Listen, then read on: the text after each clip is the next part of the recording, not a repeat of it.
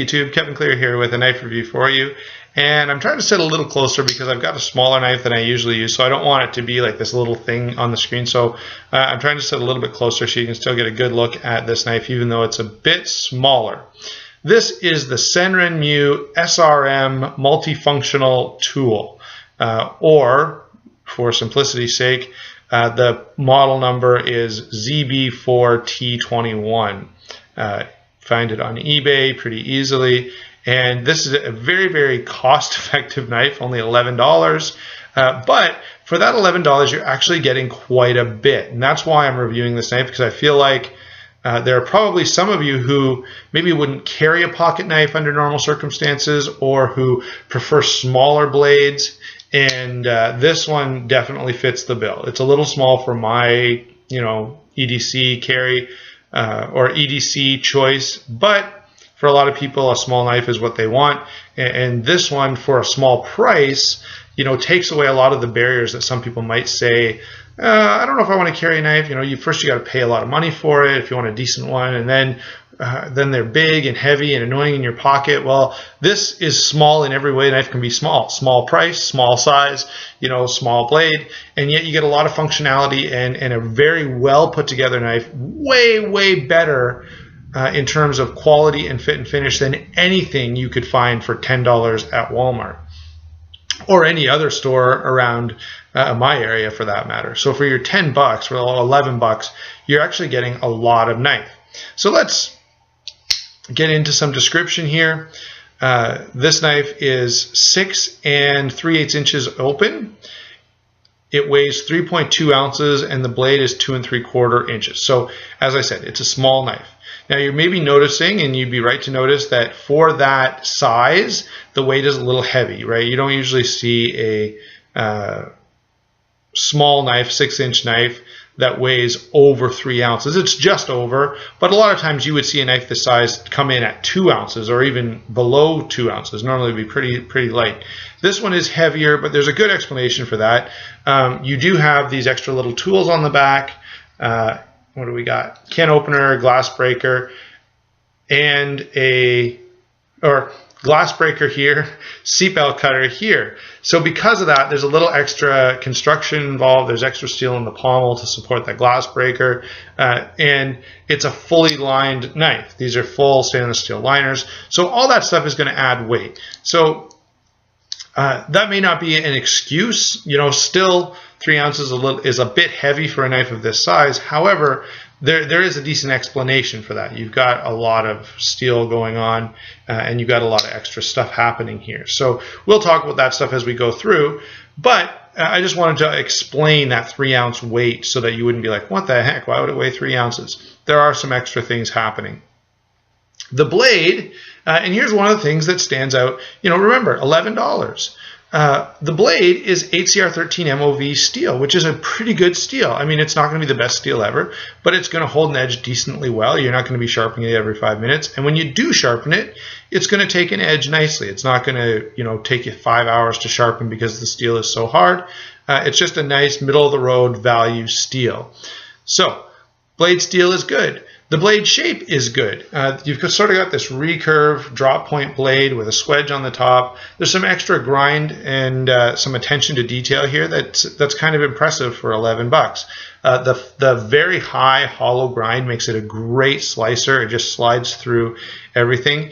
And the black coating is just more of a design element. I will say, I've cut a lot of stuff with this, but because of its size, it's not the first knife I run to when I've got to cut down, a bunch of cardboard or do, some wood prep for a fire. So I haven't done any really what I would consider heavy cutting with it. I don't really see that as its purpose. So I can't tell you how well the coating holds up if you start hacking away at wood or breaking open pop cans or something like that. Because I just haven't done that. It doesn't seem like the knife that would be suited to that role. If I was going to do that kind of stuff, I'd pull out a different knife, right? So the coating has held up for regular cutting tasks, but I'm going to tell you now, I haven't cut through a bunch of pieces of wood or 5 layers of cardboard or that kind of stuff that I often do with my knives, just because the size and shape just doesn't feel like that's the application for this knife. So that's a little bit about the blade. It's functioned very well for me. I do find this a very functional blade shape. The jimping is actually really good, and because of the short handle, you pretty much want to have your thumb up here, right? To try and get your thumb down here onto the handle makes it pretty just too small. So you kind of gain a little extra space by putting your thumb up here, and so the jimping is actually really important because you almost always cut with your thumb on the blade, and so you'd want a little bit of grippiness back there. It's really, really handy.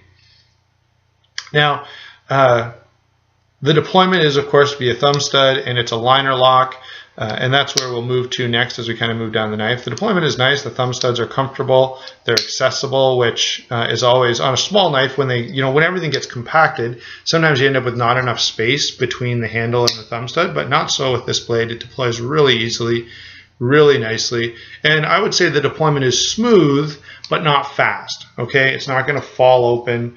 It is going to take some thumb, and I can feel some resistance all the way there. And if I did deactivate the lock, you can see the blade just doesn't fall shut. You still got to close it. So it closes, opens and closes easily, but this is not a spring-assisted fast opening knife. That's not the rule for this blade. It does open nicely, but it just doesn't shoot out like some other blades. Moving through the rest of the handle, it is FRN, and that's not G10. It's a little cheaper, which is fine. But what they've done with this FRN is actually pretty impressive. The honeycomb sort of pattern that's on it, I don't know if you can see that. There you go. The honeycomb pattern that's on it is very grippy, and there's some jimping on the back here that kind of extends right into the jimping on the blade and does give you a really good grip on that knife. Grip is not an issue at all for this blade. It is, again, FRN. Now, I want you to notice something else that they've done. This full stainless steel liners, but where are the liners? This is actually really impressive. They have recessed the liners into these handle scales.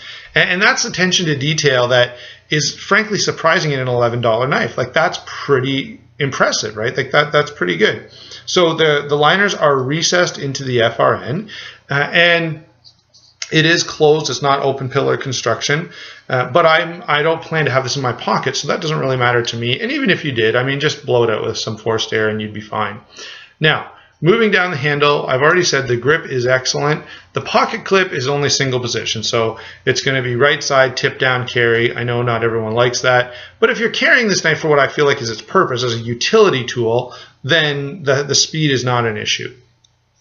It does have something else going on with the handle, though. That is, there's a glass breaker back here, and you can easily get the knife. The handle is long enough that glass breaker does extend past your hand, which is kind of necessary. And it's got these other two tools as well. You've got a can opener and, close that, a seatbelt cutter. So obviously this knife is kind of a car extraction, that's what it's geared for. Obviously the can opener isn't going to help you much with that unless you plan to, pull open the roof of the car and then use your seatbelt cutter and then, no, I'm kidding. Obviously this is designed as, kind of a first responders type knife with the kind of tools that a first responder might need to break a window, to cut off a seatbelt, or as a car knife. And I plan to use this just in the console of my car, closed into one of the compartments. If you're going to have a car knife, by the way, put it somewhere that closes so that if something bad did happen, if you're in a rollover, the knife that's sitting in your cup holder is going to be gone, right? You're going to be needing the knife that's in a secure spot. And so I plan to put this in, there's a little closed compartment in my car that I can put in and shut it. That'll, kind of secure the knife where I know it's going to be there when I need it. Both of these tools, I've kind of played with them a little bit. They're slip joint, they don't lock, but they do function. Obviously, this is very sharp. It'll cut through all kinds of things, and I've kind of played with it a little bit.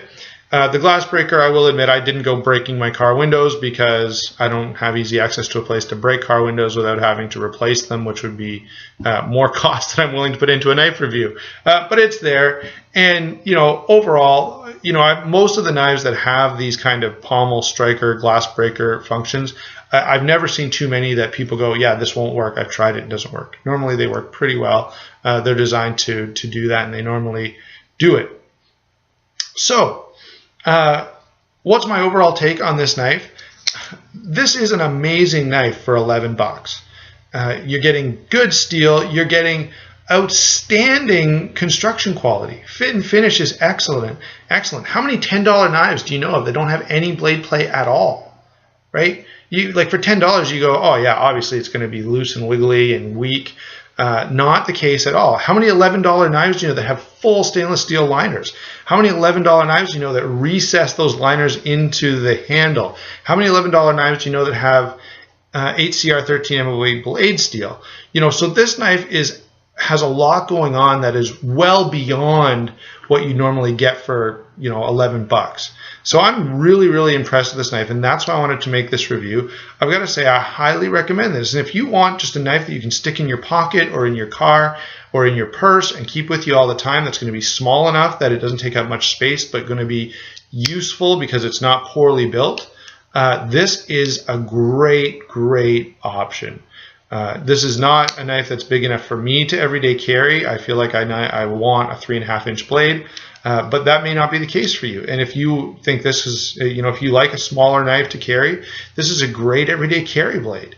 You know, I think it's going to blow a lot of its competition out of the water, not only in price, but also in construction and in toughness. You know, this is a really well put together blade for a super good price. So that's my take on the Senrenmu SRM multifunctional tool. Very, very nice folding knife.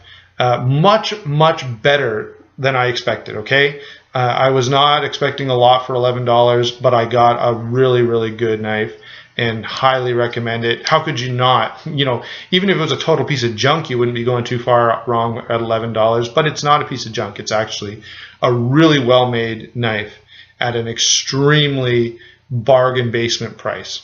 There you go.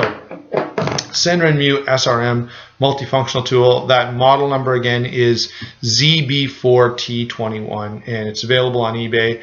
And when I got it, it was free shipping. So it's literally that 11 bucks was all you paid. That may not be the case anymore, but pretty good deal. Talk to you later, YouTube.